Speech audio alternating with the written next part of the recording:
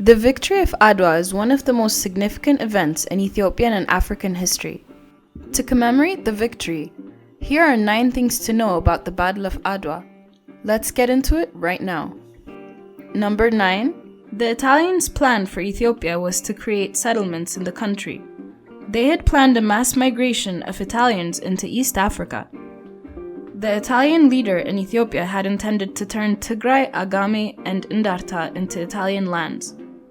Once the settler communities had been established, they planned to give the borderlands to their Ethiopian and Eritrean supporters as a reward, as well as protection for themselves. There would be churches, schools, clinics, and Italian language classes that would be part of an entire cultural infrastructure.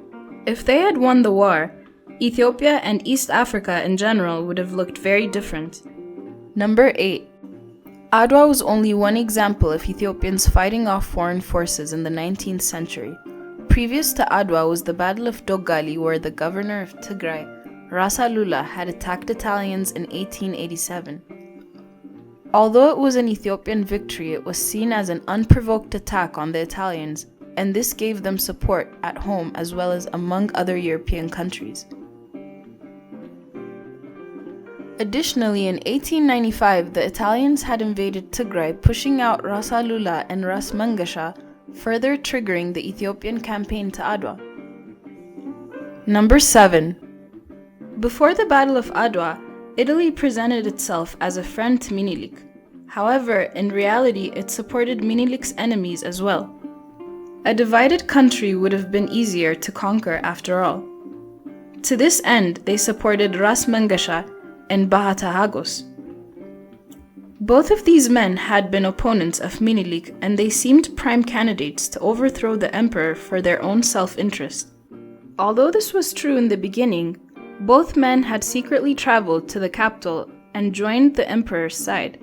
However, they continued to work with the Italians, this time secretly in service of the Ethiopian government. Although they were eventually discovered, they routed intelligence to the capital as well as misinformed the Italian army. These were only 2 of the notable examples of the Ethiopians' use of double agents and spies to defeat the Italians.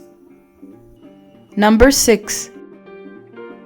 Ethiopia had an unlikely ally, Russia. Before the Battle of Adwa took place, the Russians had been supplying Ethiopia with firearms. In 1894, an Ethiopian delegation was received in the Russian capital, St. Petersburg.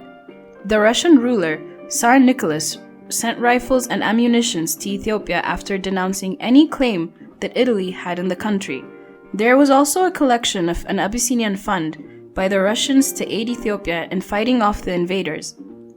While the Tsar saw Ethiopia as fellow Orthodox Christians, the Russians had strong political reasons to stop Italy's growth, as an Italian-German-Austrian alliance was becoming a threat to Russia. As the old saying goes, the enemy of my enemy is my friend. Number 5. What is often referred to as the Battle of Adwa was actually 3 consecutive battles, the first of which was the Battle of Ambalge.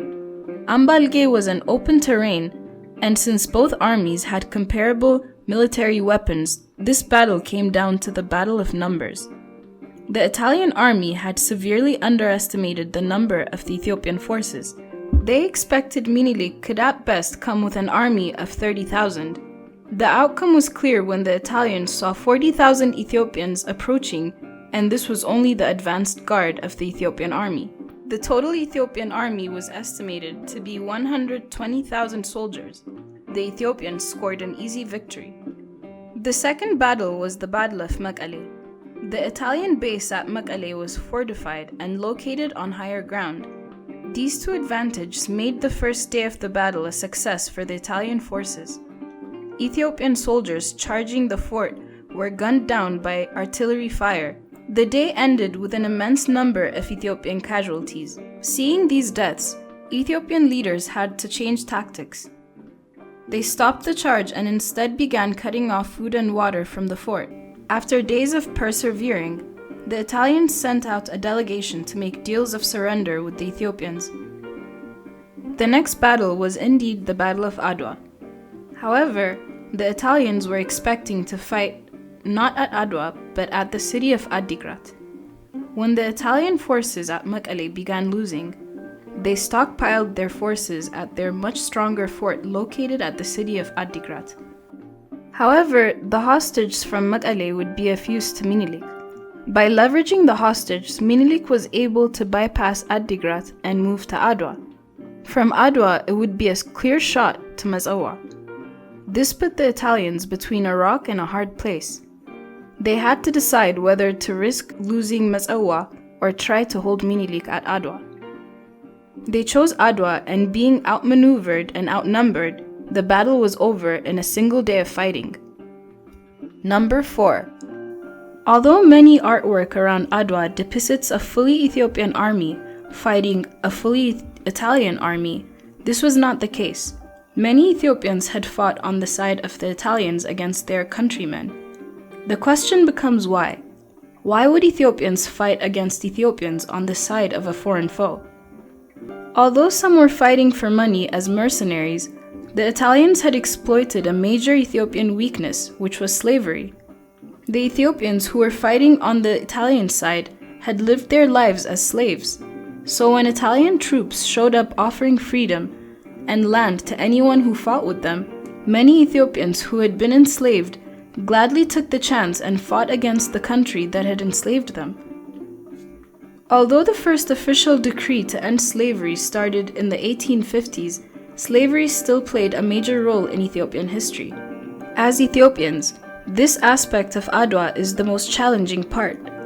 In our opinion, this is the point of studying history, because it shows us that humans, even the ones we think of as the good guys, had huge moral flaws.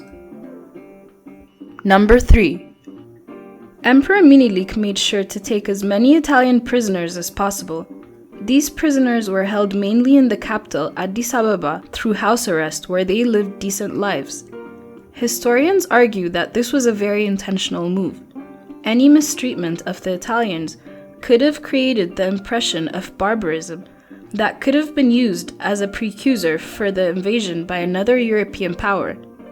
But having the Italian prisoner kept with dignity would have created the impression that Minale was powerful enough to defeat his enemy while also generous enough to hold his enemy's soldiers and have them return to their homes.